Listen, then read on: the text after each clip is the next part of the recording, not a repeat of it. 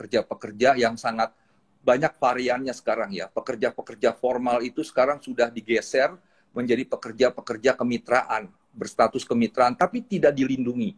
Saya melihat, saya analisa, regulasi pemerintah saat ini lebih banyak melindungi pekerja formal, tetapi lupa kepada pekerja-pekerja kemitraan seperti ojol, pekerja rumahan, ya, pekerja taksi online dan sebagainya ya, Grab car maupun motor maupun mobil ya. Kita kalau merefleksikan terhadap perjuangan gerakan buruh di 1886, salah satunya kan adalah bagaimana membatasi jam kerja ya, yang tadinya bisa 12 jam, 15 jam, akhirnya kan dituntut untuk 8 jam sehari, sehingga maksimal 40 jam seminggu yang sudah kita ratifikasi dan kita amanatkan dalam undang-undang. Tetapi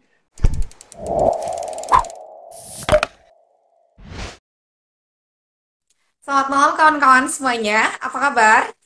Sehat ya? Baik teman-teman, eh, perkenalkan saya Fendi Niati akan menemani teman-teman dalam program bercerita, berbagi cerita di balik berita episode ke-95. Nah, bercerita sendiri merupakan program talk show rutin media beritabaru.co yang diselenggarakan setiap Selasa malam pukul 19.30 sampai dengan 20.30 waktu Indonesia Barat dan disiarkan secara langsung melalui live Instagram beritabaru.co. Nah, teman-teman, pada episode kali ini kita akan berbincang dengan narasumber kita, yaitu Bapak Timbul Siregar. Kebetulan beliau merupakan koordinator advokasi BBJS Watch. Tema yang akan kita angkat dalam bercerita episode ke-95 malam ini yaitu buruh, upah, perlindungan, dan jaminan sosial. Nah, teman-teman, perlu saya tegaskan, jaminan sosial juga merupakan hak dasar perlindungan warga negara yang diberikan oleh negara sebagaimana tercantum dalam Deklarasi PBB tentang HAM tahun 1948 dan Konvensi ILO nomor 102 tahun 1952. Nah, penyelenggaraan sistem jaminan sosial nasional atau kita mengenal dengan sebutan SJSN di Indonesia sendiri didasarkan pada 3 asas, yaitu asas kemanusiaan, asas manfaat, dan asas keadilan sosial bagi seluruh rakyat Indonesia. Nah, kebetulan bertepatan dengan peringatan Hari Buruh Internasional yang jatuh pada tanggal 1 Mei, atau kita mengenalnya dengan May Day, Serikat Buruh dan Gerakan Pekerja di seluruh dunia biasanya mengenang tonggak sejarah 1 Mei pada tahun 1886 dengan melakukan aksi damai menuntut hak-hak jaminan sosial di Indonesia. Aksi massa memperingati Hari Buruh rencananya akan digeser tanggal 14 Mei 2022 nanti. Disebabkan pada 1 Mei dianggap berbenturan dengan perayaan malam Lebaran. Begitu teman-teman. Nah, buruh sendiri termasuk di dalamnya ada petani, nelayan, itu merupakan kelompok sosial rentan yang harus dijamin kesejahteraannya oleh negara. Nah, upaya pemerintah dalam mewujudkan kesejahteraan dan keadilan sosial bangsa, terutama kelompok buruh ya, telah tertuang dalam Undang-Undang Nomor 40 Tahun 2004 mengenai Sistem Jaminan Sosial Nasional atau SJSN dan Undang-Undang Nomor 24 Tahun 2011 tentang Badan Penyelenggaraan Jaminan Sosial atau BPJS. Nah, oleh sebab itu, kemudian penerapan undang-undang di lapangan riskan ya mengalami penyimpangan dan tidak tepat sasaran. Kalangan buruh dan pekerja yang bergabung dalam Komite Aksi Jaminan Sosial KAJS membentuk BBJS Watch. Nah, untuk membincangkan lebih lanjut isu buruh, upah, perlindungan, dan jaminan sosial, langsung aja yuk kita undang Bapak Timbul Siregar selaku koordinator advokasi BBJS Watch agar bergabung di forum live bercerita. Halo Bapak, selamat malam. selamat malam. Apa kabar? Baik, minal aidin wal faizin. Selamat Hari Buruh Internasional. Ya Bapak, kembali minal aidin wal faizin. Gimana Pak lebarannya? Lancar? Jakarta saja, Jakarta. Menunggu Jakarta Oh. saja. Ya. Oke, Bapak. Baik, langsung aja nih, Mak. Ini kan acaranya kita itu diskusi talk show gitu ya, Pak. Ya. Langsung saja mungkin sebagaimana itu Pak diberitakan di banyak media, itu kan aksi peringatan Hari Buruh 2022 2022 itu digeser tanggal 14 Mei nanti. Nah, sejauh yang Bapak ketahui, mungkin aksi massa yang dikoordinasi oleh Konfederasi Serikat Pekerja Seluruh Indonesia atau KSPSI tersebut akan mengajukan isu apa aja nih Pak kira-kira? Ya, jadi pertama saya ucapkan minal aidin wal faizin, selamat Hari Buruh Internasional juga 1 Mei ya. Dan hari ini kemarin juga bertepatan dengan Idul Fitri 1 Syawal, itu juga Hari Pendidikan Nasional. Dan tentunya guru pun bagian dari pekerja itu sendiri ya. Dan tentunya peringatan May Day sebagai proses untuk mengingat perjuangan pada tahun 1886 ya, tahun 1889 1 Mei baru ditetapkan sebagai Hari Buruh Internasional ya.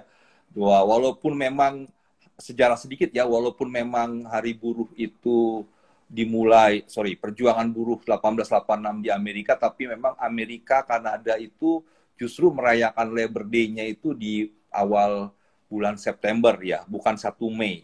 Dan ini memang merupakan dinamika daripada gerakan buruh di beberapa negara. Kalau yang mayoritas 66 negara itu menyatakan 1 Mei hari libur.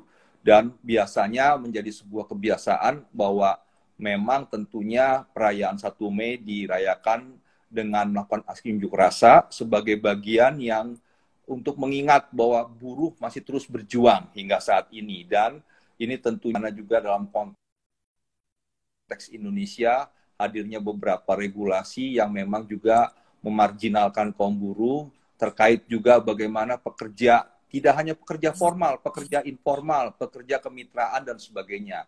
Dan kalaupun tahun 2022 ini bertepatan dengan malam takbiran, maka teman-teman memang menggeser acara perayaan May Day itu sendiri di tanggal 14 Mei ya, di Stadion Baru di Jakarta ini, dengan mengangkat beberapa isu yang menurut saya masih sangat relevan, yaitu terkait dengan Undang-Undang Cipta Kerja, dengan regulasi turunannya ya, PP 34, 35, 36, dan 37 tahun 2021, khususnya tentang 34, 35, dan 36 tentang PKWT, pesangon, dan sebagainya, dan 36 tentang pengupahan.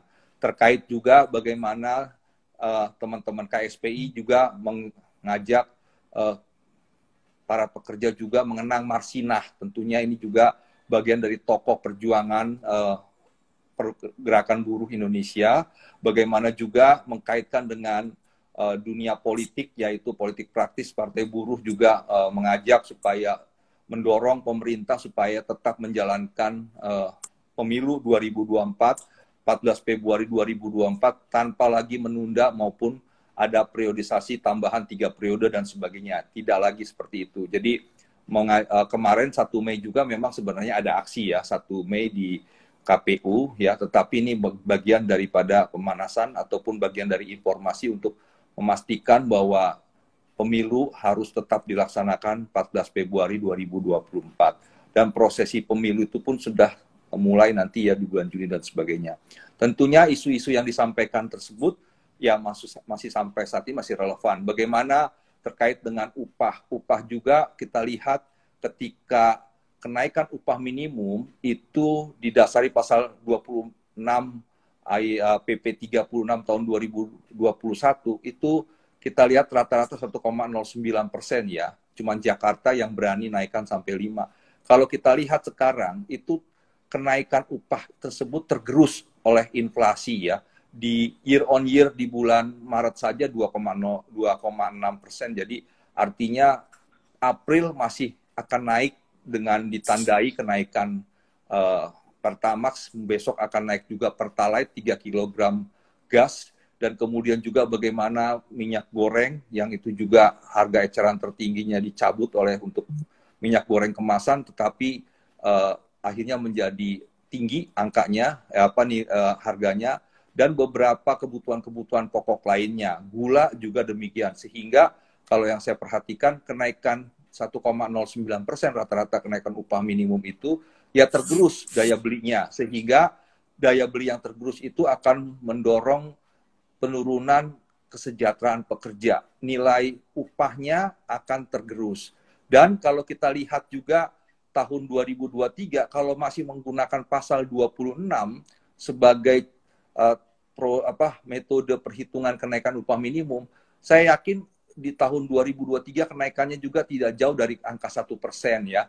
Dan ini juga akan berdampak pada tergerusnya daya beli pekerja di tahun 2023. Jadi 36 tahun 2021 ya perhitungan kenaikan upah minimum di 2000 di setiap tahunnya mengacu pada rumus-rumus yang ada di pasal 26, maka kemungkinan daya beli pekerja akan tergerus ya. Pemerintah belum mampu untuk menstabilkan harga sehingga inflasi cukup tinggi dan diperkirakan mungkin 3,6 sampai 4%. Kalau 1,09 dibandingkan dengan kenaikan inflasi 3,6% saja, itu sudah sangat jauh tergerusnya ya. Dan ini yang merupakan bagian dari proses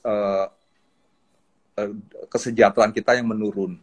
Nah, tentunya ini yang diperjuangkan oleh pekerja. Demikian juga tidak hanya masalah pengupahan, masalah bagaimana proses PHK juga ya, yang memang mengacu pada Undang-Undang 2 tahun 2004 prosesnya masih sangat susah. Kita biasa diajak lari maraton sampai ke Mahkamah Agung, ya prosesnya tidak mudah, tidak cepat dan tidak murah. Nah, ini juga akan diperhadapkan pada persoalan kompensasi PHK yang nilainya juga menurun. Kalau kita baca di PP 35, maka sangat beda jauh dengan ketentuan yang ada di Undang-Undang 13 ya. Nilainya di bawah, misalnya efisiensi 2 kali pesangon, kalau yang di PP 35 hanya 1 kali ya. Dan juga tidak hanya nilainya, alasan PHK pun yang di Undang-Undang 13 hanya 15 jenis alasan PHK, di PP 35 menjadi 26 ya alasan PHK. Pengusaha menjadwal ulang pembayaran pinjamannya, utangnya ke bank, itu bisa mem-PHK. Nah, di Undang-Undang 13 tidak ada alasan tersebut. Itu sebagai salah satu contoh penambahan alasan PHK yang memang juga akan mengancam eksistensi pekerja di tempat kerja seperti itu. Nah, ini yang diangkat oleh buruh dalam perayaan May Day sebagai bagian dari penolakan terhadap Undang-Undang Cipta Kerja dan regulasi turunannya. Walaupun memang pemerintah, kita akui, memberikan jaminan sosial baru, yaitu jaminan kehilangan pekerjaan. Nah, ini memang kalau menurut saya juga kita bisa apresiasi sebagai bagian dari skoci baru ya, yang ketika pekerja mengalami PHK, proses PHK ini bisa dibantu dengan hadirnya jaminan kehilangan pekerjaan dengan 3 manfaat, yaitu bantuan uang tunai maksimal 6 bulan, 45% dari 5 juta maksimal untuk 3 bulan pertama, dan 25% dari maksimal 5 juta 3 bulan berikutnya. Nah, dengan ditambah pelatihan kerja dan informasi pasar kerja. Nah, ini juga akan menjadi bagian dari bagaimana pelatihan itu menjadi hal penting menurut saya di era saat ini. Kita harus mendorong pekerja kita memiliki skill, ya, bisa upskilling, reskilling dan sebagainya. Nah, ini juga untuk merespon angkatan kerja kita yang 52% itu lulusan SD, SMP. Nah, sementara industri masuk tetap menginginkan pekerja langsung bisa bekerja. Nah, jadi tanggung jawab pemerintah adalah bagaimana bisa meningkatkan skill pekerja kita. Nah, program ini mempersiapkan itu. Tetapi memang ada beberapa kritik yang harus kita bangun dalam PP 37 ini, yaitu seperti pekerja, PKWT, dan yang mengundurkan diri. Dia kan peserta, tetapi ketika dia jatuh tempo PKWT tidak mendapat manfaat. Artinya ada ketentuan yang menurut saya di PP 37 bertentangan dengan Undang-Undang Jaminan Sosial, Undang-Undang SJSN, Undang-Undang 40 tahun 2004 pasal 16, yaitu menyebutkan bahwa peserta adalah orang yang bayar iuran dan berhak mendapatkan manfaat. Jadi ketika menjadi peserta, ternyata dia tidak bermanfaat manfaat. Nah, ini artinya PP 37 2021 bertentangan dengan pasal 16 Undang-Undang SJSN dan pasal 46C juga Undang-Undang Cipta Kerja. Dia adalah peserta yang mendaftar dan membayar iuran tapi tidak mendapatkan manfaat. Nah, ini bagian yang memang harus kita dorong supaya jaminan kehilangan pekerjaan tidak hanya sekedar ada, tapi bagaimana bisa memberikan akses kepesertaan dan akses manfaat lebih banyak kepada pekerja. Padahal kan PKWT yang jatuh tempo itu kan adalah bagian dari PHK itu sendiri ya. Nah ini yang harus didorong supaya pekerja-pekerja PKWT yang jatuh tempo maupun yang mengundurkan diri itu juga berhak mendapatkan manfaat CKP karena mereka adalah peserta. Dan tentunya kita harus mengkritisi juga bagaimana putusan Mahkamah Konstitusi yang memberikan waktu 2 tahun kepada pemerintah untuk memperbaiki Undang-Undang Cipta Kerja sehingga dia tidak nanti bisa disebut inkonstitusional bersyarat yang dikasih waktu 2 tahun. Kalau 2 tahun lewat, maka dia menjadi inkonstitusional permanen. Nah, ini juga pelibatan pekerja, serikat pekerja, serikat buruh yang sangat minim dalam proses pembentukan Undang-Undang Cipta Kerja. Jadi itu isu-isu yang memang dilakukan, yang disuarakan. Kami juga menyuarakan berbagai hal terkait dengan pekerja-pekerja yang sangat banyak variannya sekarang ya. Pekerja-pekerja formal itu sekarang sudah digeser menjadi pekerja-pekerja kemitraan, berstatus kemitraan, tapi tidak dilindungi. Saya melihat, saya analisa, regulasi pemerintah saat ini lebih banyak melindungi pekerja formal, tetapi lupa kepada pekerja-pekerja kemitraan seperti ojol, pekerja rumahan, ya, pekerja taksi online dan sebagainya ya, Grab car maupun motor maupun mobil ya. Kita kalau merefleksikan terhadap perjuangan gerakan buruh di 1886, salah satunya kan adalah bagaimana membatasi jam kerja ya, yang tadinya bisa 12 jam, 15 jam, akhirnya kan dituntut untuk 8 jam sehari, sehingga maksimal 40 jam seminggu yang sudah kita ratifikasi dan kita amanatkan dalam undang-undang. Tetapi ketika kita bicara kepada pekerja dengan hubungan kemitraan online seperti ojek online, ya, baik motor maupun mobil, itu kan kita ambil contoh ojek online, itu mereka kerja sampai 15 jam, bisa 12 jam, hanya untuk bagaimana mendapatkan pendapatan yang mungkin cuma 100.000, 150.000, tapi waktu yang dikeluarkannya di luar rumah untuk mencari rezeki itu sampai 15 jam. Itu hasil penelitian kita, saya lihat tidak ada pembatasan waktu dan bagaimana remunerasinya supaya mereka hidup layak. Nah, ini yang dibiarkan oleh pemerintah sehingga semangat bagaimana mengingat kembali perjuangan 1886 ketika meminta jam kerja maksimal 8 jam, harusnya ini direfleksikan juga untuk pekerja-pekerja berbasis kemitraan. Ya. Nah, ini yang kita dorong, pemerintah abai, gagal untuk meregulasikan sistem kemitraan. Jadi membiarkan pekerja ojek online ya kerja 15 jam, 12 jam, bisa ada yang 20 jam. Satu hari 24 jam. Jadi dia tidur ke rumah hanya 4-6 jam sehingga setelah itu berangkat lagi dan artinya akan punya dampak kepada relasi dengan keluarga, anak pasangannya dan demikian juga dengan masyarakatnya. Nah, ini yang harus juga direspon oleh pemerintah dengan coba dong atur bagaimana pekerja-pekerja online ini bisa dibatasi jam kerjanya. Dan demikian juga dengan pembatasan dengan upahnya. Jadi tidak hanya dilempar kepada mekanisme pasar, Anda mau kerja sampai 15 jam akan mendapatkan upah seperti ini dan sebagainya. Nah, itu tidak juga nggak begitu. Harus ada perlindungan, ada intervensi dalam sisi regulasi kepada pekerja kemitraan tersebut. Nah, saya melihat juga dengan jaminan sosialnya, ya, pemerintah abai dan tidak mematuhi ketentuan regulasi yang dibuatnya sendiri. Kalau kita baca Permenaker 5 tahun 2021, itu sudah sangat jelas bahwa pekerja-pekerja online ini harus diwajibkan ikut jaminan kecelakaan kerja kematian dengan dibantu oleh aplikator. Nah, tapi sampai sekarang masih ojek online yang tidak diwajibkan. Dan saya sangat sangat sedih ketika ada video yang bercerita Menteri Perhubungan itu ketika merespon jaminan sosial kepada pekerja ojek online ini, dia menghimbau. Saya bilang, Pak Menteri, kenapa menghimbau? Kan peraturan Menteri nomor 5, peraturan Menteri Tenaga Kerja itu diwajibkan. Dan demikian juga instruksi Presiden nomor 2 tahun 2021 itu juga kan mewajibkan Bapak sebagai Menteri Perhubungan membuat regulasi yang harus mewajibkan pekerja-pekerja online ini ikut. Jadi tidak pada posisi menghimbau, Nah, saya khawatir Pak Menteri juga tidak membaca Permenaker 5, tidak membaca instruksi Presiden ini.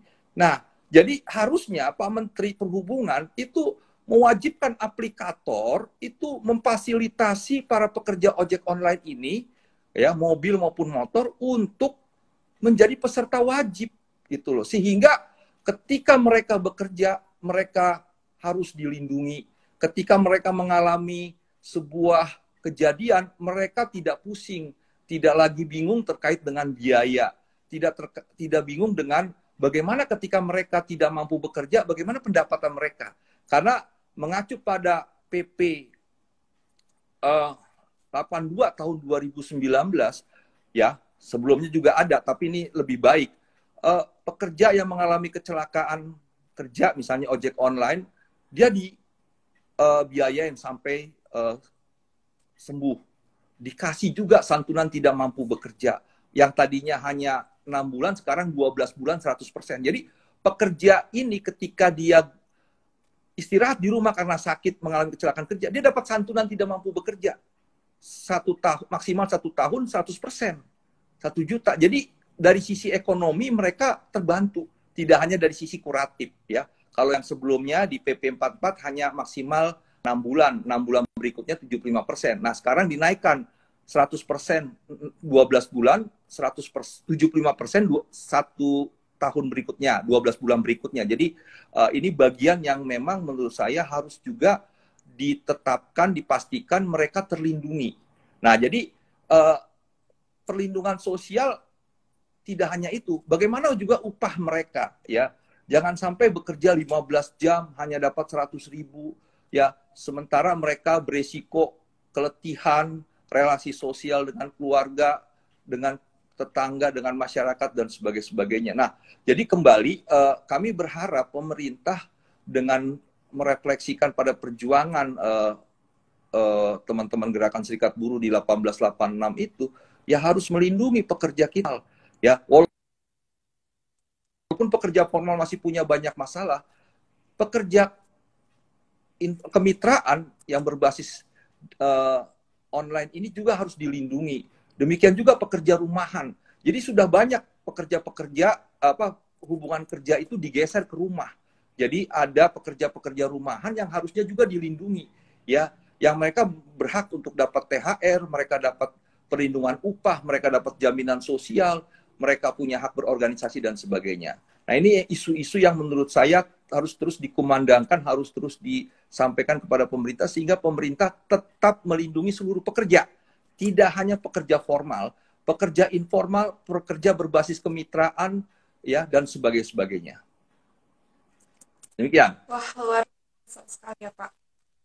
Jadi memang sesuai dengan isu-isu yang sangat relevan. Lalu menurut Bapak sendiri, apakah selama ini upah buruh sudah mencapai taraf kelayakan sesuai dengan jam dan beban kerja, Pak? Ya, jadi kalau kita membaca Undang-Undang Dasar 1945, seluruh rakyat berhak atas penghidupan yang layak dan pekerjaan yang layak. Tentunya layak ini harus menjadi ada ukurannya. Dan ketika kita mengukur penghidupan layak, ya, bahwa upah minimum itu salah satu instrumen untuk mendukung kehidupan yang layak. Tetapi kalau kita lihat bagaimana proses penentuan upah minimum di Undang-Undang 13 bergeser ke PP 78, bergeser ke Undang-Undang Cipta Kerja yang ditandai juga dengan PP 36 tahun 2021, ini ada pergeseran yang diarahkan kepada mekanisme pasar yang memang tidak lagi melihat kepada bagaimana pekerja ini dijamin untuk hidup layak, seperti itu. Ya, ini contoh realnya adalah kenaikan upah minimum yang menurut saya persentasenya di bawah inflasi, sehingga ada kenaikan atau tidak ada kenaikan tapi nilainya kecil sehingga dia tidak mencapai penghidupan yang layak, ya. Bagaimana penghidupan yang layak itu, ya daya belinya harus minimal sama atau bisa ditingkatkan. Ya, kalau tahun 2020 misalnya dengan upahnya bisa membeli 10 potong tahu misalnya, 2021 dengan inflasi harusnya bisa bertahan. Tapi kalau kenaikan upahnya di bawah inflasi, maka dia tadinya bisa beli 10, sekarang bisa menjadi 9. Besok bisa menjadi 8. Artinya ini kan persoalan nilai nominalnya naik, tapi daya belinya turun. Jadi kita harus melihat bahwa yang penting adalah bagaimana pekerja bisa mempertahankan daya beli. Dan kita berharap meningkat daya belinya ya. Nah ini yang kalau saya lihat nominalnya naik betul, tapi daya belinya, upah realnya maksud saya, upah realnya turun.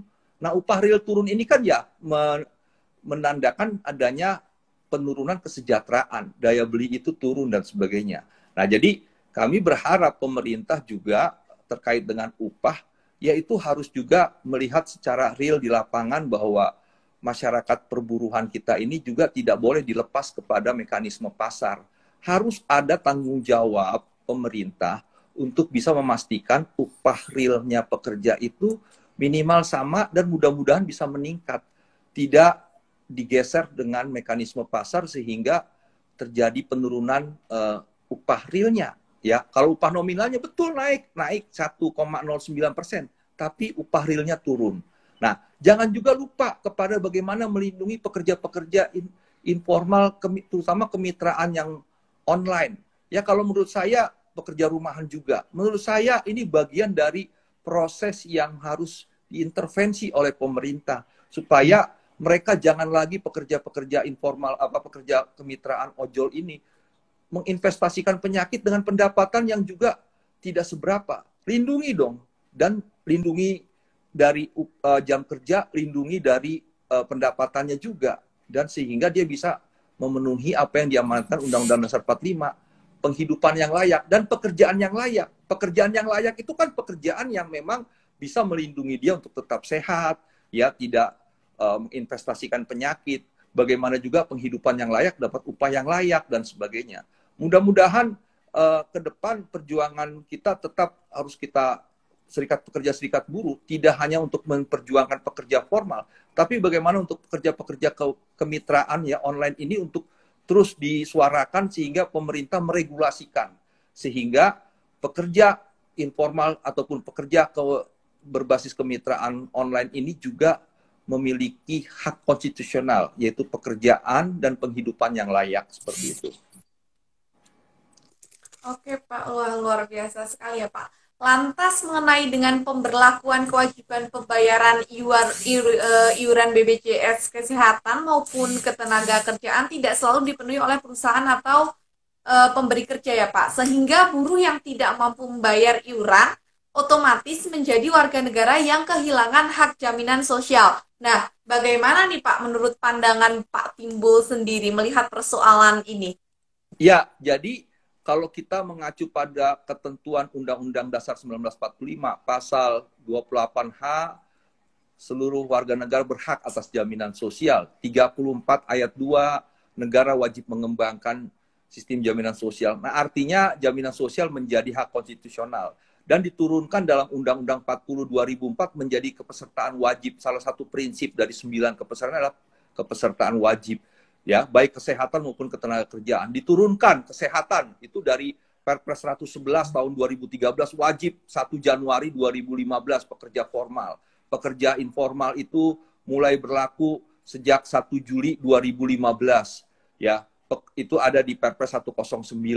Demikian juga untuk pekerja jaminan kesehatan mulai berlaku 1 Januari 2019. Itu semuanya sudah ada ketentuan-ketentuan itu. BPJS Ketenagakerjaan juga untuk yang informal 1 Juli 2015. Semuanya ada. Nah, tetapi memang dalam pelaksanaannya itu banyak sekali pengusaha yang tidak mau mendaftarkan. Nah, ini sebagai data saja bahwa Susenas dari BPS 2021 akhir itu kan pekerja formal swasta itu kan sekitar 49 juta. Yang menjadi peserta jaminan sosial kesehatan masih sekitar 16,8 juta. Kalau beserta dengan keluarganya 35 juta. Tapi yang dihitung harusnya tetap pekerja yang membayar, pekerja formalnya. Ya, itu untuk kesehatan. Jadi masih banyak pekerja formal yang belum didaftarkan ke BPJS Kesehatan sebagai peserta penerima upah. Masih sekitar 16,8 juta dari 49 juta. Kalau untuk BPJS Ketenagakerjaan demikian juga. Jaminan kecelakaan kerja, jaminan kematian sekitar 20 juta. Ya. Kalau untuk jaminan hari tua 16,3 juta. Jaminan pensiun masih sekitar 13,2 juta. Nah, jaminan kehilangan pekerjaan yang eligible itu sekitar 10,4 juta. Nah, ini kan juga bagaimana kepastian pengusaha yang diwajibkan mendaftarkan pekerjanya dan membayarkan iurannya tidak tidak terlaksana gitu ya. Nah, banyak kasus-kasus yang kita terima juga, dan memang faktanya dari data yang tadi saya sampaikan ini menandakan bahwa banyak pengusaha yang belum mau mendaftarkan ya. Jadi ada 3 hal yang dilakukan oleh beberapa pengusaha yang menurut saya harus didatangi oleh pengawas ketenagakerjaan, yaitu perusahaan daftar sebagian pekerjanya. Jadi dari 100 karyawan hanya 70. Nah, ini terjadi namanya PDS pekerja. Ada namanya PDS upah. Ya, gajinya kemarin tuh ada kasus saya sudah laporkan di program JKN, gajinya 4,6 juta di DKI Jakarta, tetapi yang didaftar. Nah, ini yang saya bilang ini tidak boleh terjadi karena ada penggelapan upah. Nah, ini PDS upah. Ya, ini harus ditindak.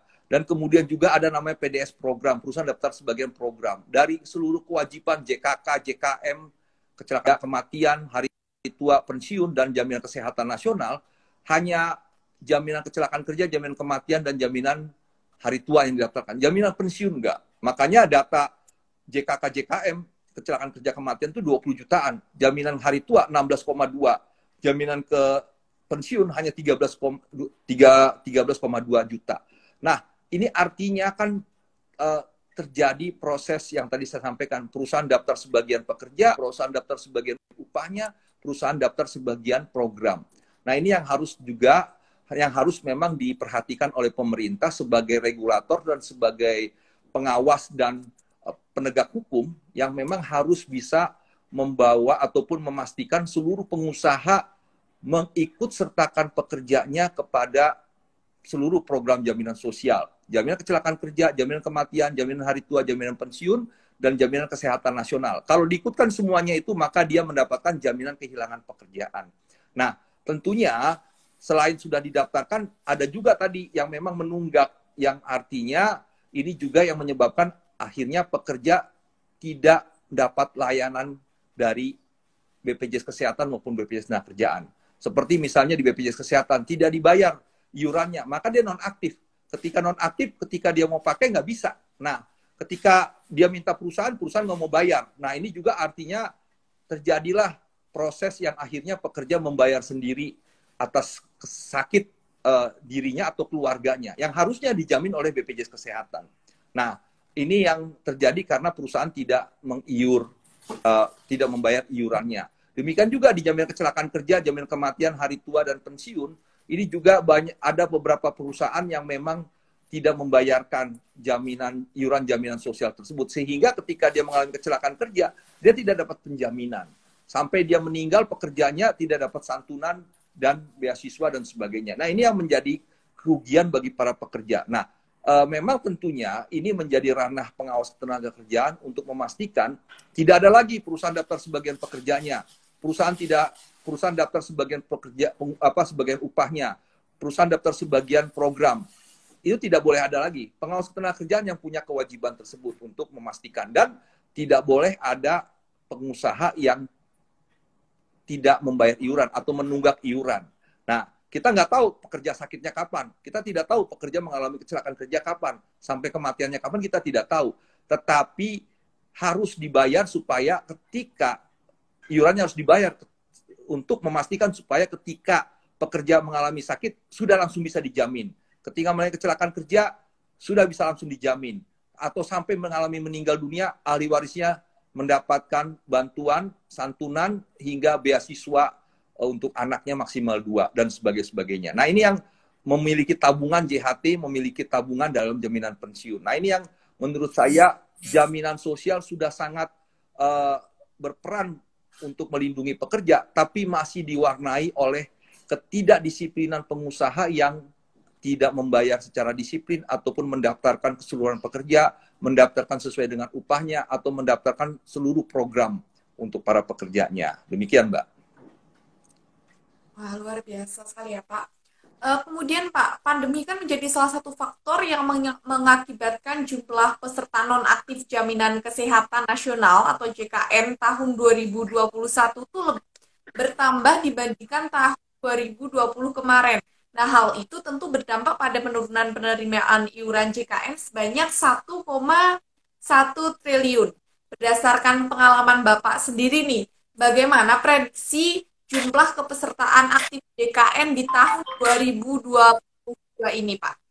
Ya, jadi saya melihat begini bahwa memang pandemi berdampak pada kinerja perusahaan dan artinya perusahaan akhirnya tidak mau membayar iuran karena dianggap memang perusahaan iuran jaminan sosial itu beban ya. Dan ini yang menurut saya juga harus dipastikan tidak boleh bahwa iuran jaminan sosial, bahwa jaminan sosial itu bukan beban, itu investasi ya. Kalau perusahaan tidak membayar iuran, kemudian dia pekerjanya mengalami sakit, maka secara ketentuan di Perpres 82 tahun 2018, perusahaan wajib membiayai sampai sembuh. Nah, artinya apa? Kalau dia tidak mau membiayai, ya masukkan atau bayarkan iuran JKN-nya supaya dia tidak lagi terbebani ya. Artinya jangan melihat iuran itu sebagai beban tetapi sebagai investasi.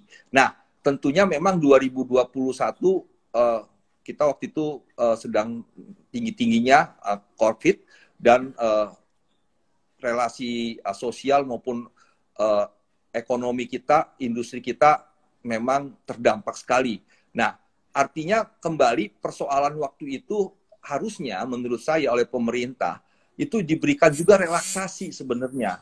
Waktu 2020 dikasih relaksasi iuran, ya.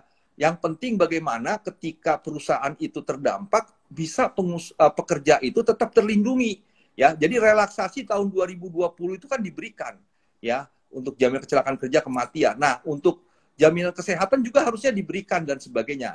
Nah, tetapi memang pemerintah tidak memberikan. Nah, di 2021 pun memang terjadi sehingga banyak perusahaan yang akhirnya tidak mampu membayar. Nah, harusnya dapat relaksasi juga, tapi pemerintah tidak memberikan relaksasi untuk JKN. Dan pendapatan yang berpotensi tersebut akhirnya tidak diterima. Walaupun memang 2020 dan 2021 dari analisa yang saya dapat datanya memang surplus. Ya, jadi memang sebenarnya program JKN di 2020 dan 2021 dapat blessing juga dengan adanya COVID. Karena banyak peserta yang tidak berani ke rumah sakit sehingga pembiayaannya menurun. Ya, di 2020 itu sekitar 95 triliun, 2021 saya lihat sekitar 90 triliun, artinya turun. 2019 itu bisa sampai 116 triliun, dia turun ke 95 dan turun lagi ke 90. Itu pembiayaan yang akhirnya karena para pesertanya tidak mau ke rumah sakit takut COVID. Nah, di 2022 saya melihat pandemi sudah mulai berkurang, pekerja atau masyarakat kita yang terkena COVID juga sudah mulai menurun sangat signifikan dan mudah-mudahan ini terus bisa dijaga sehingga dikendalikan ya. Apalagi mudah-mudahan setelah pulang mudik kita berharap, kita berdoa supaya tetap tidak terjadi penularan yang signifikan lagi, seluruh masyarakat bisa prokes dan akhirnya masyarakat kita bisa selamat dari COVID, untuk angka COVID bisa terkendali. Nah, kita berharap dengan kondisi-kondisi tersebut, ya saya melihat di 2022 pertumbuhan ekonomi sudah mulai membaik dan saya berpikir bahwa memang proses PHK juga menurun dan akhirnya mudah-mudahan kita berharap recovery perusahaan bisa terjadi dan seluruh pekerja yang tadinya dirumahkan bisa dipekerjakan kembali, iurannya dibayarkan lagi sehingga bisa membantu pekerja untuk tetap terlindungi dalam program jaminan sosial kesehatan maupun ketenaga kerjaan dengan 5 program saat ini JKP. Nah, jadi mudah-mudahan dengan kondisi COVID yang mulai bisa teratasi ya, dan mudah-mudahan setelah pulang mudik juga kita bisa lebih mengendalikan dan akhirnya ekonomi industri kita mulai recovery, mulai membaik dan mudah-mudahan ini kita mendorong pengusaha ayo kembali untuk membayar iuran, kembali mempekerjakan pekerja yang dirumahkan dan kembali mengikut sertakan pekerja di seluruh program jaminan sosial supaya mereka terlindungi, ya, tidak menjadi beban tapi merupakan investasi sumber daya manusia, supaya pekerja bisa sejahtera, perusahaan bisa lebih bisa lebih baik mendapatkan keuntungannya dan sebagainya. Demikian. Amin. Kemudian sepanjang pengalaman Pak Timbul sendiri menjabat koordinator advokasi BPJS Watch, apa Pak kira-kira permasalahan-permasalahan krusial yang perlu dikawal ketat oleh lembaga BPJS Watch? Ya, jadi memang kami melihat program jaminan sosial ini sudah sangat baik ya, dan memang sudah berjalan sejak 2014 1 Januari ya, dan ini yang sudah memberikan banyak manfaat, tetapi memang dalam pelaksanaannya ada beberapa persoalan yang terus kita dorong supaya bisa ditingkatkan. Satu, persoalan kepesertaan tadi ya, masih banyak pekerja yang belum didaftarkan ya, ataupun sudah didaftarkan tapi upahnya tidak sesuai dengan upah realnya ya, ataupun dia didaftarkan hanya sebagian program, tidak seluruh program. Nah, satu persoalan kepesertaan. Nah, mudah-mudahan dengan adanya Impres 2 tahun 2021 tentang optimalisasi program jaminan sosial ketenagakerjaan dan Impres 1 tahun 2022 tentang optimalisasi program jaminan kesehatan nasional, jadi BPJS Kesehatan dan BPJS Ketenagakerjaan, program jaminan kecelakaan kerja, kematian, hari tua, dan pensiun, dan jaminan kesehatan nasional itu bisa lebih ditingkatkan dari sisi kepesertaan.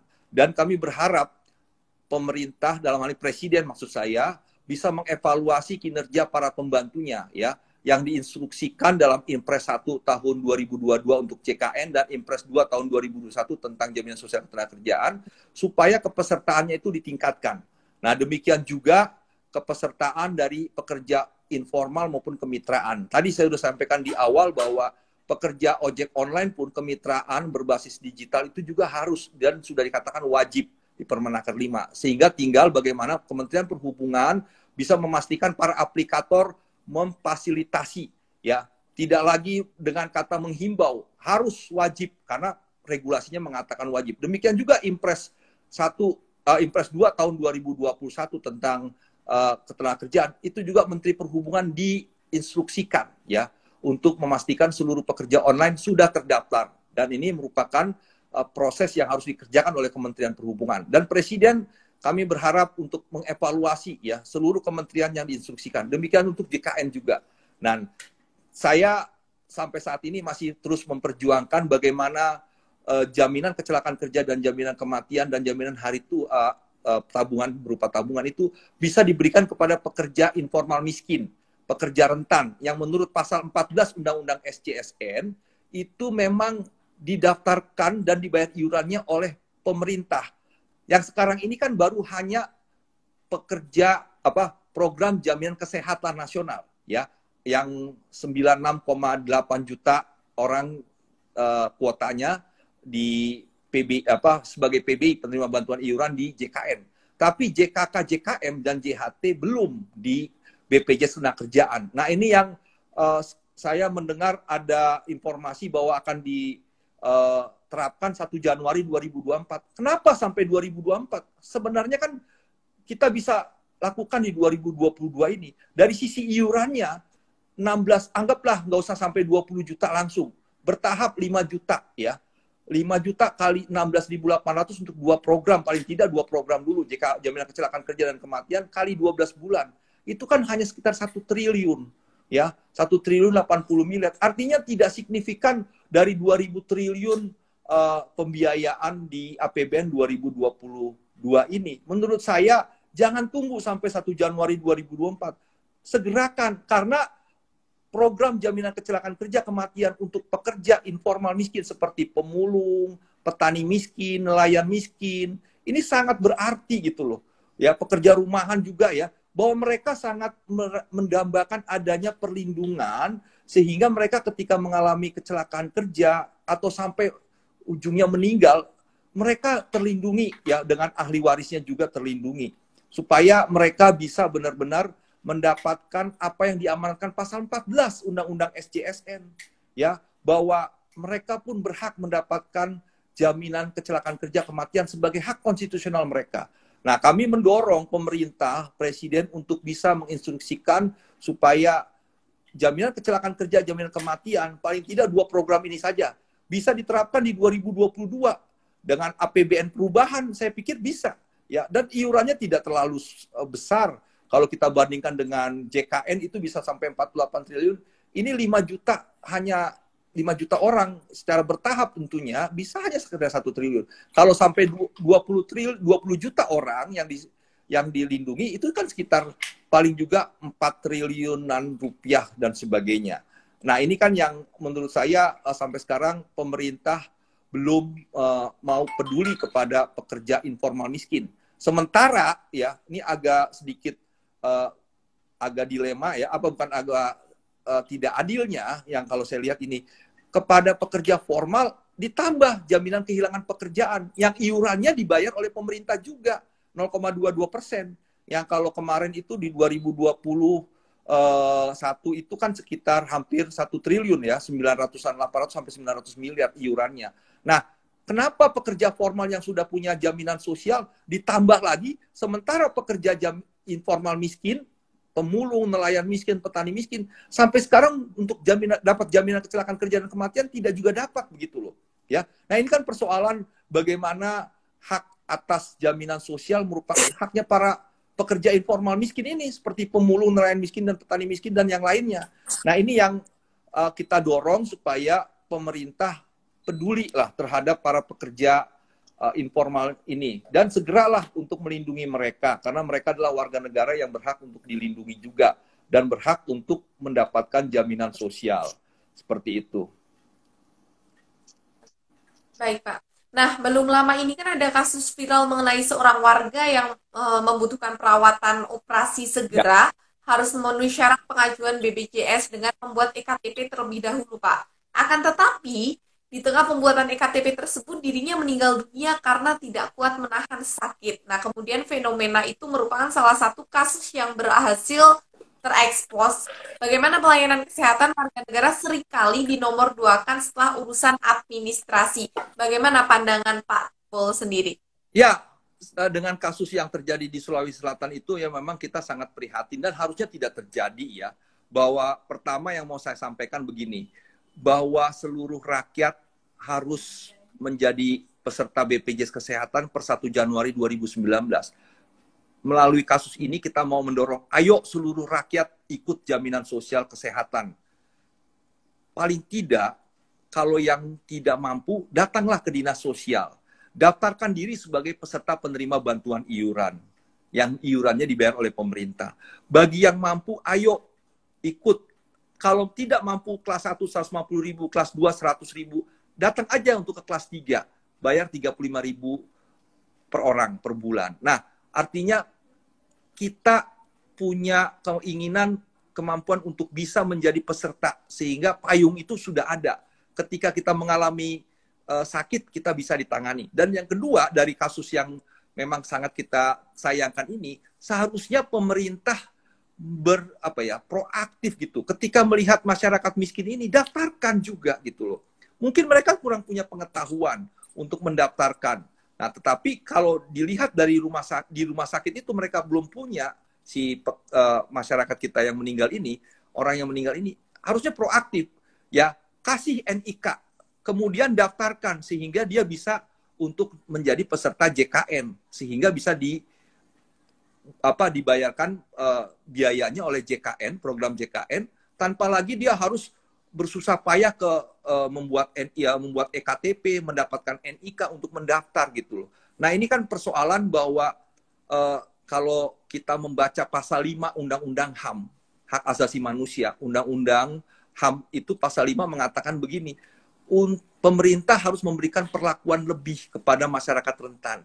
Masyarakat rentan itu ya masyarakat miskin, bayi baru lahir, masyarakat lansia, dan sebagainya. Nah, untuk masyarakat miskin, harusnya ada pelayanan lebih. Ketika pekerja, saudara kita yang meninggal ini, miskin, dan dia dilayani dan dirawat, seharusnya dia nggak boleh pulang. Harus tetap dilayani, terus disembuhkan, selagi memang dia belum punya JKN, buatkan NIK-nya. Daftarkan ke Dukcapil, sehingga dia tetap dirawat, pelayanan itu bisa. Nah, itu kan salah satu bentuk dari amanat pasal 5 Undang-Undang HAM tersebut. Ya, 39 tahun 1999, nomor 39 tahun 99 tentang hak asasi manusia, harusnya dilayani gitu loh. Karena ini masyarakat rentan, masyarakat miskin, yang mereka kurang punya pengetahuan mungkin, iya. Sehingga mereka taunya, oh harus buat ini. Nah, orang itu akhirnya pergi ke Dukcapil dalam posisi tidak sehat gitu ya. Nah, yang ketiga mungkin yang harus kita ingatkan juga kepada seluruh pelaku di fasilitas kesehatan, dokter, perawat, dan sebagainya, jangan biarkan masyarakat kita yang masih sakit untuk pulang. Gitu loh. Kebanyakan memang ya dari kasus-kasus yang kita terima ya, ada memang fraud yang dilakukan rumah sakit. Ya, oknum ya. Saya tidak mengatakan itu semuanya. Ketika dirawat, ada yang bilang, Pak, apa betul kita dirawat dengan JKN ini, jaminan JKN 3 hari? Saya bilang tidak. Pulang kalau layak pulang. Jangan sampai kita pulang, kita akan mengalami masalah lebih parah lagi. Ya. Nah, ini yang kita tolak. Nah, selama ini masih banyak yang datang pengaduan kepada kami, disuruh pulang dalam kondisi belum layak pulang. Nah, jadi belajar dari kasus saudara kita yang meninggal di Sulawesi Selatan ini, kami memohon rumah sakit jangan memulangkan orang dalam kondisi belum layak pulang.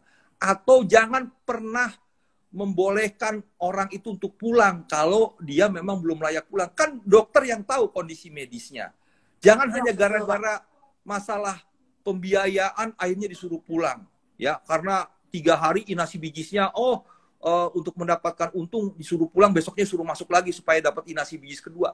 Itu fraud yang memang kerap kali terjadi dilakukan oleh oknum-oknum rumah sakit yang harus di stop gitu ya. Yang memang jangan sampai membahayakan jiwa peserta JKN atau masyarakat secara umum. Nah, ini yang kami meminta dari kasus yang terjadi di Sulawesi Selatan tersebut, supaya rumah sakit benar-benar melayani pasien kita yang masih dirawat. Kalau memang sudah layak pulang, sudah kuat dan tidak menjadi persoalan ke depan, ketika dia di rumah tanpa alat-alat fasilitas kesehatan, silahkan, boleh, nggak apa-apa. Karena kan memang harus pulang, karena memang sudah layak pulang, supaya nanti bisa dirawat jalan atau apa misalnya gitu ya. Nah, tetapi kalau yang belum layak, itu jangan. Nah, kasus yang terjadi di Sulawesi Selatan ini, saya yakin dokter pasti tahu ini orang belum layak pulang. Tapi karena memang takut si orang ini, si saudara kita yang meninggal ini, karena takut disuruh pembiayaan dalam hal pembiayaan, sementara dia belum punya JKN, sementara disuruh operasi. Makanya dia nekat pergi ke Dukcapil dan akhirnya meninggal. Nah, ini yang menurut saya ini kejadian yang harus di stop, tidak boleh terjadi lagi ya. Biar bagaimanapun juga seperti ajas daripada Undang-Undang SJSN, kemanusiaan yang tadi disebut ya. Kemanusiaan itu yang utama, bahwa memang jaminan sosial harus memastikan masyarakat kita sehat gitu ya. Tidak mengalami suatu persoalan hanya gara-gara pembiayaan dan sebagainya. Nah, tentunya ini yang menjadi pelajaran bagi seluruh masyarakat kita, maupun Vaskes maupun pelaku di Vaskes ya, dokter, perawat maupun tenaga medis lainnya, supaya benar-benar prinsip-prinsip ataupun ajas kemanusiaan itu dikedepankan dan nyawa menjadi hal yang sangat utama untuk dilindungi ya, tidak menjadi objek dalam sistem jaminan sosial, karena biaya dan sebagainya akhirnya dimarginalkan fokus pada kemanusiaan ini, keselamatan manusia ini sendiri gitu. Ya. Ya Pak, jika merujuk pada pola gerakan buruh dan aksi massa yang berkali-kali diselenggarakan di Indonesia sendiri, Pak, apakah sudah menunjukkan kematangan demokrasi negara kita? Ya, jadi memang aksi demonstrasi merupakan rutinitas juga dalam perayaan, dalam mengisi perayaan May Day gitu ya. Walaupun memang dalam beberapa waktu saya perhatikan sudah mulai ada yang lebih mengarah kepada proses misalnya memperingati dengan sebuah perayaan, misalnya dengan meningkatkan skill keluarga, misalnya ada training untuk masak-memasak dan sebagainya. Nah, tentunya itu memang pilihan saja. Cuma memang harusnya bagaimana May Day itu harus dimaknai sebagai perjuangan yang tidak hanya pada tanggal 1 Mei. Perjuangan yang memang harus juga lebih kreatif, tidak hanya demo gitu. Bagaimana membangun kaukus buruh yang lebih kuat ya. Persoalan buruh ini kan sebenarnya adalah tidak ada persatuan di kalangan kita ya. Kalaupun ada gerakan serikat buruh yang dimotori oleh serikat pekerja kita juga kan dari sisi konfederasi ada sekitar mungkin 20 konfederasi sekarang. Tingkat federasi 120 federasi. Kita tercabik-cabik, terpecah-pecah sehingga perjuangan itu ya hanya jadi seremonial tanggal 1 Mei dan setelah itu ya biasa lagi. Nah, oleh sebab itu memang kami sih berharap bahwa perjuangan momentum 1 Mei itu adalah momentum persatuan buruh. Persatuan buruh yang memang mengedepankan gerakan itu continue gitu, berkesinambungan, tidak hanya dimaknai 1 Mei saja. Setiap hari dengan cara yang relatif lebih kreatif, melobi ya, kemudian memastikan bahwa anggota gerakan buruh atau serikat buruh yang ada di parlemen berjuang di dalam bagaimana yang ada di eksekutif bisa berjuang. Ya jangan juga ada aktivis buruh, serikat buruh yang masuk parlemen, ya ini nggak bisa berbuat apa-apa. Yang duduk di eksekutif tidak bisa berjuang apa-apa. Nah ini kan juga bagian yang menurut saya akhirnya ya gerakan buruh ya hanya gerakan seremonial, gerakan yang rutin tahunan ya, yang menurut saya sayang sekali ya. Nah, jadi tetap pertama adalah persatuan. Mengenai ada partai buruh saat ini ya, KSPI dengan partai buruhnya, ya kita dukung. Cuma memang harus juga bagaimana partai buruh ini bisa lebih meningkatkan ataupun bisa memastikan ada syarat kulturil. Syarat kulturil itu adalah syarat bagaimana bisa masuk menjadi bagian yang tidak terpisahkan dengan masyarakat dan bagian yang tidak terpisahkan dengan masyarakat buruh, serikat buruh lainnya. Sehingga mereka bisa mendapatkan kepercayaan dari masyarakat. Jadi partai buruh itu tidak hanya buruh saja, buruh dan masyarakat non-buruh yang memang harus benar-benar bisa menjadi bagian yang mendukung gerakan buruh melalui partai politik ini gitu. Nah, ini yang saya berharap teman-teman partai buruh bisa lebih mendorong ke arah bagaimana bisa memenuhi syarat kulturil ini ya. Kalau syarat material ya itu juga harus dipenuhi karena biar bagaimanapun juga membangun DPD ya di wilayah-wilayah itu kan sebagai syarat untuk menjadi partai peserta pemilu kan juga harus dipenuhi ya. Nah ini juga harus bagaimana bisa didukung oleh logistik ya material ini sendiri. Nah tetapi pastinya bahwa memang saya berharap gerakan serikat buruh mulai bisa bersatu, bisa lebih memastikan gerakan itu continue, tidak hanya sekedar 1 Mei, tapi bagaimana bisa terus dirawat sehingga apa yang kita perjuangkan benar-benar bisa tercapai, baik dari sisi regulasinya, baik dari sisi implementasinya, bagaimana kesiapan pemerintah sebagai regulator maupun sebagai pengawas dan penegakan hukum, ini juga bisa memastikan seluruh buruh mendapatkan hak-hak normatifnya. Ya, pelaksanaan di lapangan seringkali apa yang diatur di undang-undang, apa yang diatur di peraturan pemerintah, apa yang diatur peraturan presiden maupun di peraturan menteri kerja banyak yang dilanggar. Ya, dalam pertimbangan BPJS Watch sendiri, apa saja kira-kira Pak isu penting yang perlu diangkat dalam aksi massa peringatan Hari Buruh 2022 tanggal 14 besok? Ya, kalau saya sih melihat bahwa masalah-masalah aktual saat ini adalah hal yang perlu kita dorong untuk terus kita ingatkan kepada pemerintah. Bagaimana tentang Undang-Undang Cipta Kerja ya, bagaimana khususnya PP 35 dan 36 ini sendiri. Ini sangat real bersentuhan dengan nasib buruh ya. Kemudian juga bagaimana terkait dengan program kebijakan pemerintah, misalnya kalau sekarang ini pemerintah sedang mendengungkan tentang bantuan subsidi upah.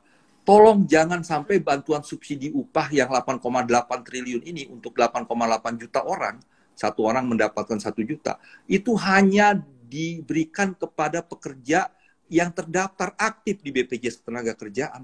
Masih banyak pekerja-pekerja kita yang tidak dapat upah lagi, yang dirumahkan, yang upahnya dipotong, yang ketika tidak dibayar lagi upahnya, mereka menjadi nonaktif, tidak iurannya tertunggak dan akhirnya menjadi nonaktif kepesertaannya. Mereka tidak dapat. Nah, ini kan juga bagaimana kita mendorong pekerja-pekerja ojek online ini juga mendapatkan bantuan subsidi upah. Kalau saya mau katakan bantuan subsidi upah ini menjadi bagian yang meningkatkan ketimpangan sosial, ketimpangan pendapatan. Pekerja formal yang terdaftar aktif di BPJS Ketenagakerjaan selama bulan April ini sampai Mei besok nih ya, ketika BSU dibagikan, mereka dapat upah bulanan, mereka dapat THR, mereka dapat BSU. Sementara pekerja formal yang tidak didaftar, yang kepesertaannya nonaktif karena iurannya tidak dibayarkan lagi, upahnya tidak dapat, THR-nya tidak dapat, BSU-nya tidak dapat. Jomplang gitu loh. Artinya kalau bantuan subsidi upah ini juga diberikan hanya berbasis kepada data BPJS Ketenagakerjaan yang aktif, maka kita menciptakan ketimpangan sosial. Dana tersebut tentunya oleh pekerja yang menerima bantuan subsidi upah tidak dikonsumsi, karena kan mereka masih punya upah, masih dapat THR. Nah, bantuan ini akan diparkir di tabungan, sehingga bantuan ini tidak bisa menggerakkan konsumsi masyarakat. Kalau diberikan kepada masyarakat yang upahnya dipotong, yang tidak dapat upah lagi karena dirumahkan, atau pekerja-pekerja online, itu pasti mereka konsumsi. Ketika mereka konsumsi, 8,8 triliun itu bisa menggerakkan ekonomi, bisa menggerakkan konsumsi. Ya, artinya ketika barang dan jasa itu dikonsumsi, kan artinya juga pengusaha akan memproduksi lagi, akan membuka lapangan kerja lagi. Nah, ini kan pertumbuhan yang menurut saya positif gitu ya. Dibandingkan kalau kita berikan BSU untuk kepada pekerja yang masih memiliki upah, dapat THR dan sebagainya, akan diparkir di tabungan, tidak dikonsumsi. Nah, ini kan jadi kebijakan pemerintah yang terus dari 2020, 2021 sampai 2022 menciptakan ketidakadilan. Ya, ini yang juga harus menjadi isu untuk mengingatkan kepada pemerintah bahwa uang APBN itu harus diberikan untuk keadilan, bukan hanya untuk memanjakan ataupun diberikan kepada segelintir kelompok masyarakat kita yang masih punya upah, dapat THR, dan sebagainya. Ini kan persoalan keadilan itu sendiri ya.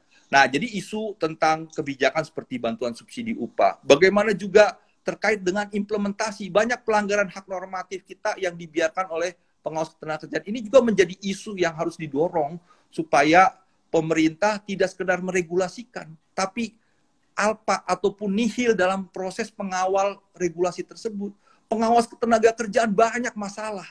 Dan ini yang selalu kita ingatkan bahwa pemerintah harus hadir di tengah-tengah persoalan buruh.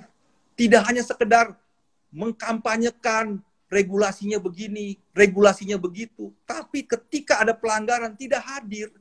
Buat apa ada regulasi kalau memang ketika ada pelanggaran tidak dilakukan penegakan hukum?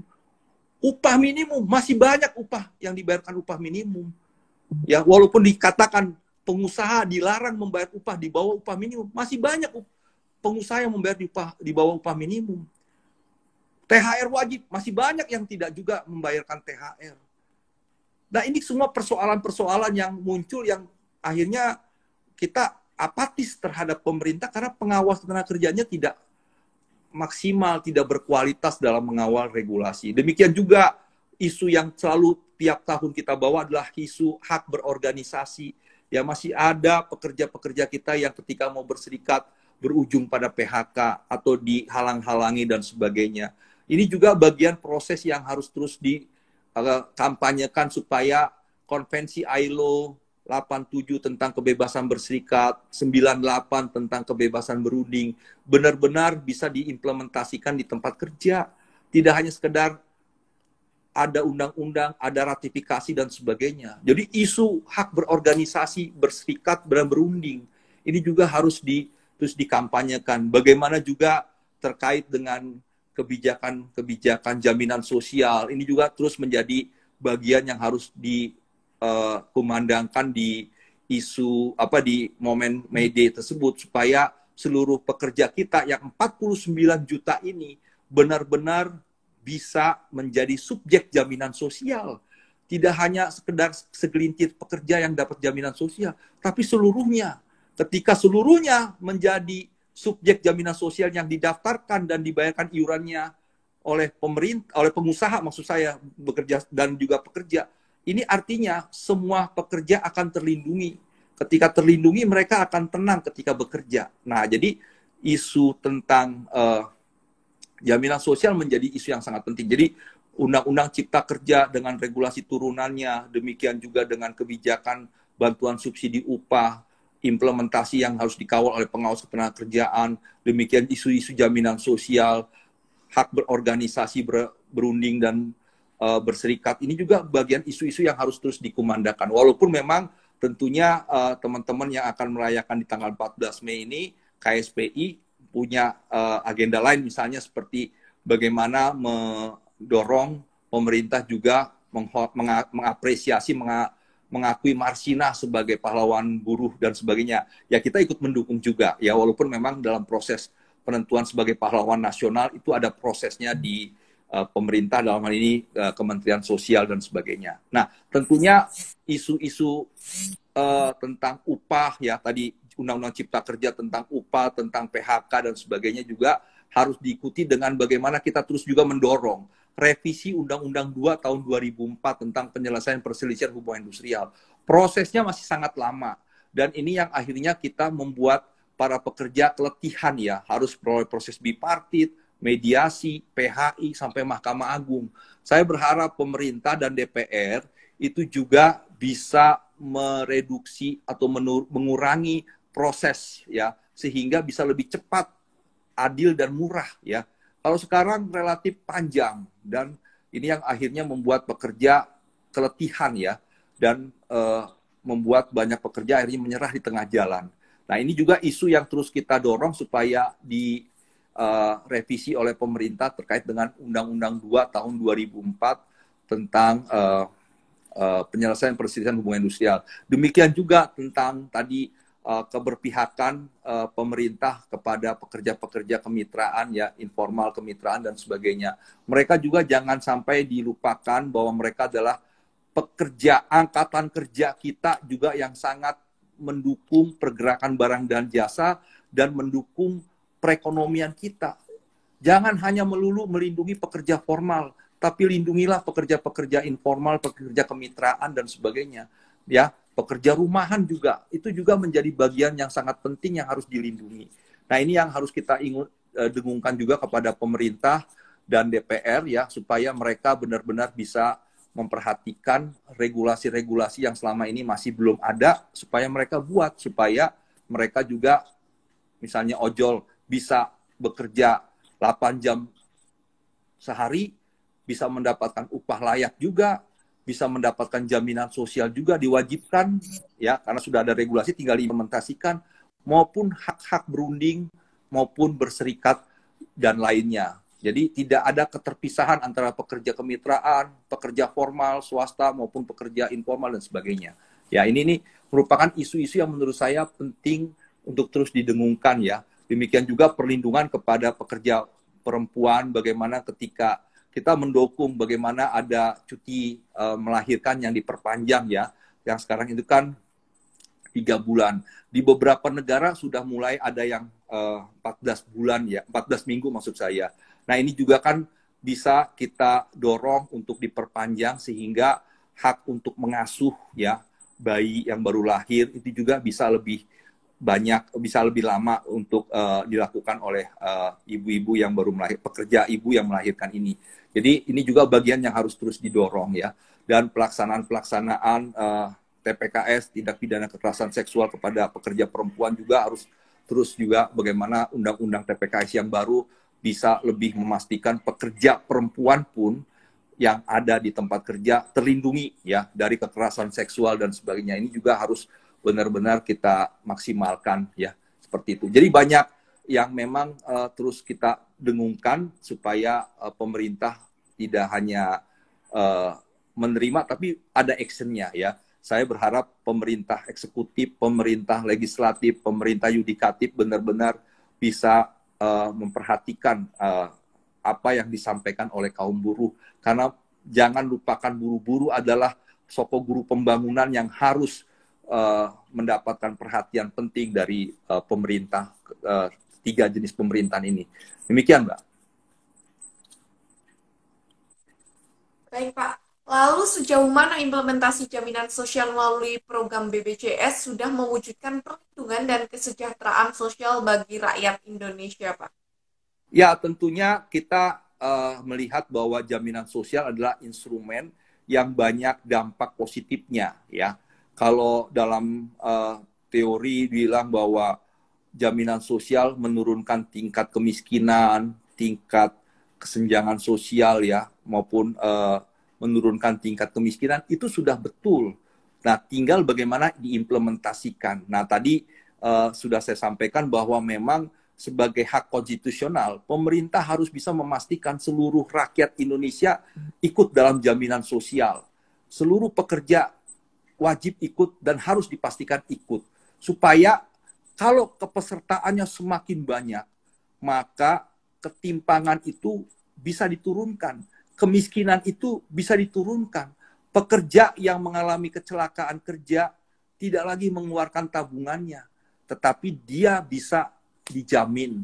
Ketika dia tidak mampu bekerja, dia dapat santunan tidak mampu bekerja. Artinya daya belinya, upahnya bisa tetap dapat karena dia tidak mampu bekerja, maka dia tetap masih dapat upah. Nah, ini bagian yang menurut saya juga harus dipastikan oleh pemerintah. Pemerintahlah yang punya kemampuan untuk memastikan. Kalau pekerja meminta kepada pengusaha, ujung-ujungnya di PHK. Ini kan juga bagaimana kita harus membudayakan jaminan sosial sebagai bagian yang tidak terpisahkan dalam pembangunan Indonesia. Bahwa seluruh rakyat sudah dijamin, maka pembangunan itu akan lebih baik. Kesejahteraan itu akan lebih baik. Nah, tinggal sekarang bagaimana pemerintah tidak hanya meregulasikan, tapi bagaimana melakukan pengawasan dan penegakan hukum. Ya, kalau tadi sudah data yang saya sampaikan, banyak pekerja yang belum terdaftar. Banyak pekerja yang upahnya sekian didaftarkan sebagian. Artinya ketika dia mengalami nanti kecelakaan ataupun sampai meninggal, 48 kali upahnya, upah yang bukan upah realnya, tapi upah yang didaftarkan. Ya, itu kan menjadi kerugian juga bagi ahli waris dan sebagainya. Nah, ini merupakan hal-hal yang menurut saya harus dipastikan bahwa jaminan sosial itu sudah memastikan bahwa kita akan lebih sejahtera, menurunkan ketimpangan. Ya, Anderson bilang bahwa jaminan sosial bisa menurunkan tingkat kemiskinan dan ketimpangan sosial, ya kan? Payne 1797 dalam bukunya Agrarian Justice itu menempatkan jaminan sosial itu setara dengan tanah. Jadi masyarakat yang akan sejahtera itu harus memiliki dua hal, tanah dan jaminan sosial. Jadi dari 1797 sudah sangat didengungkan bahwa jaminan sosial adalah instrumen yang bisa mensejahterakan rakyat. 1950, Bung Karno sudah menginginkan adanya undang-undang jaminan sosial yang memang melingkupi seluruh rakyat, tidak ada diskriminasi, tapi memang belum bisa terlaksana ya secara prinsip-prinsip jaminan sosial. Jadi 1950 Bung Karno sudah sudah membayangkan, sudah mendorong, menginginkan lahirnya undang-undang SJSN sebenarnya.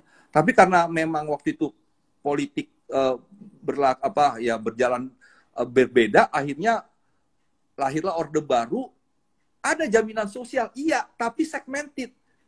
Pekerja swasta di BPJS, di Jam Sostek, kesehatannya untuk pegawai negeri di Askes, masyarakat hanya Jam Kesmas, Jam Kesda yang termarginalkan. Nah, sekarang seluruhnya sama, mau jenderal, mau rakyat miskin, program itu ditangani oleh jaminan kesehatan nasional.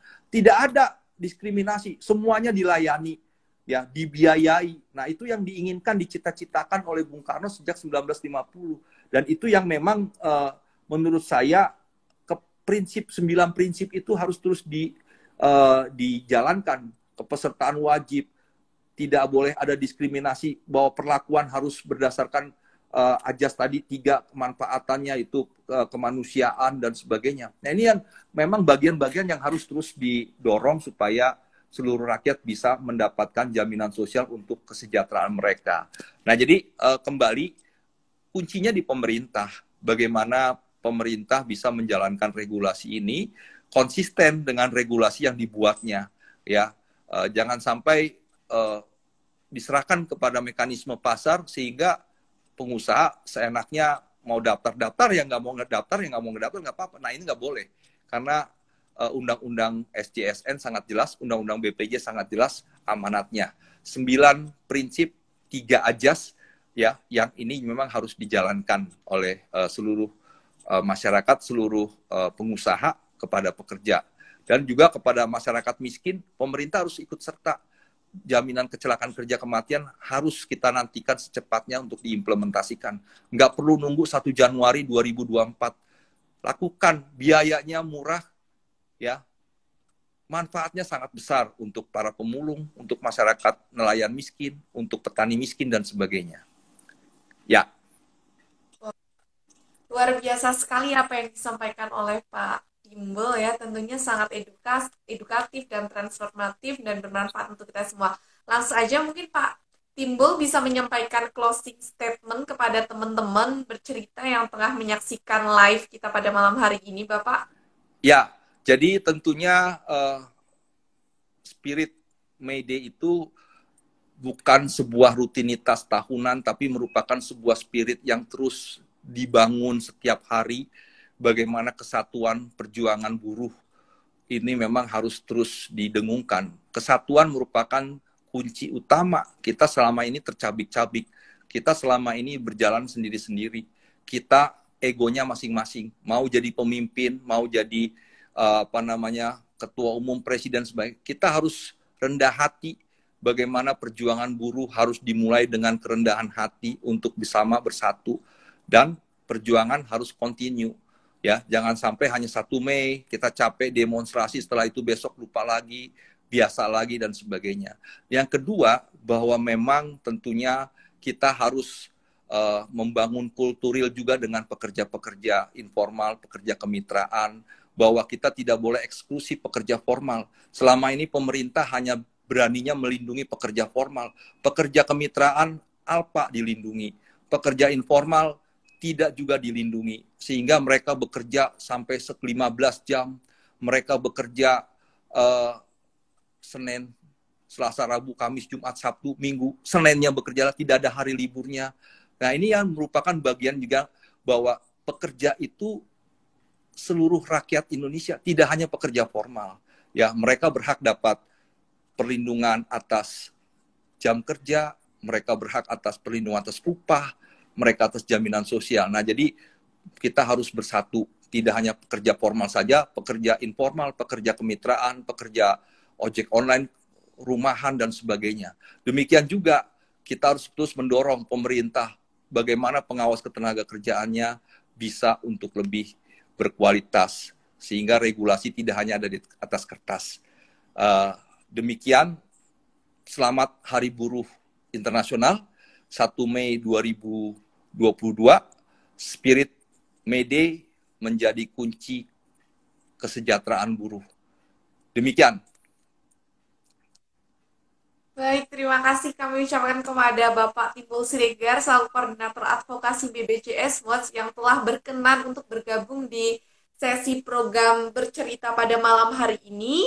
Juga kami ucapkan terima kasih kepada teman-teman yang telah menyimak program bercerita episode ke-95 pada malam hari ini. Nah, tayangan ini juga dapat ditonton kembali pada channel YouTube beritabaru.co. Jadi jangan lupa like, subscribe, and share konten-konten kami agar berita dan kisah inspiratif dari bercerita dapat memberi manfaat yang lebih luas. Sampai ketemu lagi dalam program bercerita Selasa pekan depan. Sekali lagi kami ucapkan terima kasih Bapak. Terima kasih teman-teman. Terima kasih Mbak. Terima kasih.